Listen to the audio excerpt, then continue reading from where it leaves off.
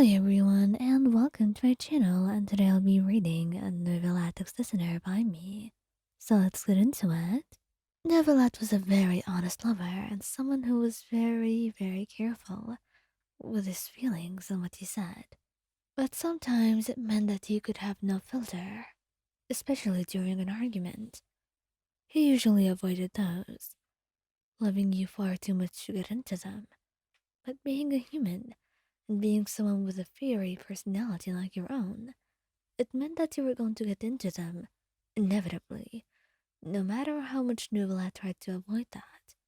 He was calm, of course he was, and the fact that he was so calm about it, and had infinite knowledge beyond your own, it was something that often angered you, because you felt small compared to him, with him being a couple centuries old after all. But that didn't mean that your knowledge was invalid, and he never said that either. But it was merely the comparison sometimes that made you feel a little bit hopeless during any argument that you may have. Now, with him saying that, he knew he would never try to hurt you on purpose. The words that he said, though, that hurt you regardless of what he meant. They were insulting, and a little bit too much for you to just shake off, and just brush it off like what Neuvillette would usually say, as an honest person who usually did not really filter his words. You're being too emotional, Wayan. There's no sense or logic in your argument. I think you should revisit this at a later time, maybe when you can think clearly. Are you saying I'm crazy, Neuvillette? What do you mean when I can think clearly? I can think clearly, and right now, what I'm thinking, it tells me that you don't even care about me. You need to know what I'm saying. You need to understand. You don't even consider what I'm going through, or what's in my head, or anything at all. How am I supposed to live like this when you barely even pay attention to me and what I want? Wyan, you know that's not the case. I simply said, you simply said nothing, besides telling me that I can't think properly, compared to you. That is not what I tried to say, at all. I really suggest that you calm down. You're just being... I'm being what? What, Neuvillette? Say it. I just don't think you're able to comprehend what you're saying right now. At a later time, we can talk. For now, discussion is over, he said, leaving the room. Maybe it was the way he treated you like you were in court.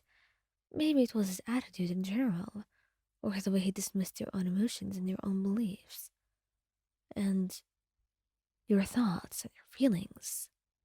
You were hurt. Maybe he didn't say it outright. Not an insult, of course, but the words were insulting enough. He didn't have to call you an idiot straight up, just for you to know what he meant. And it was hurtful, considering that you never really think he would hurt you. You could say he was a little bit clueless about what he said, but then again, it's no excuse for what he was saying regardless. He knew what he meant, and he must have thought it too. So even then, excusing what happened and trying to blame it on anything, it felt futile and quite stupid to you. You didn't know what to do though. There were many things you had hoped for, many things you simply just wanted to work out, and none of them did. The only thing that worked out for you so far was just you hoping that you can talk to him later on.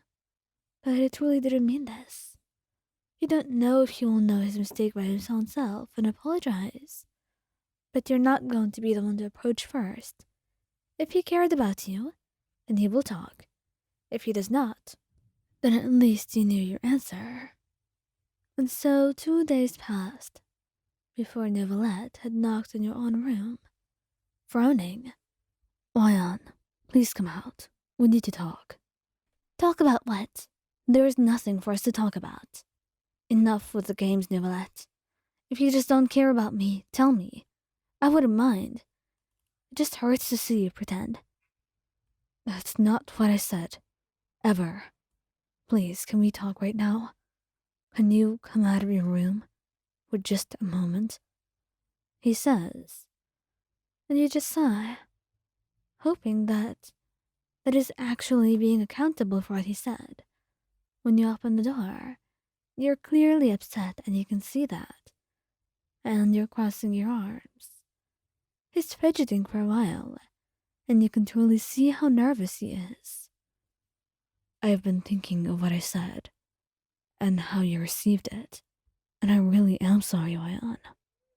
I didn't mean to hurt you, or do anything to make you feel like you're less than anything that you are. I truly am sorry, and I regret what I said. So please, just forgive me. I'll do anything for that, he said, and you looked into his eyes, frowning.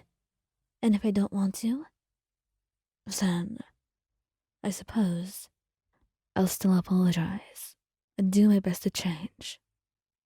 You looked at him for a moment, and then you sighed softly, wrapping your arms around him. Fine, I'll give you a chance. I won't be calling it forgiveness for now, since I still don't know what I decide. But I guess I want you to try again. To be better. And to notice what you're saying. Sometimes you just treat me like I'm in a courtroom. I'll be careful not to do that in the future. I promise. Well, I'll take it.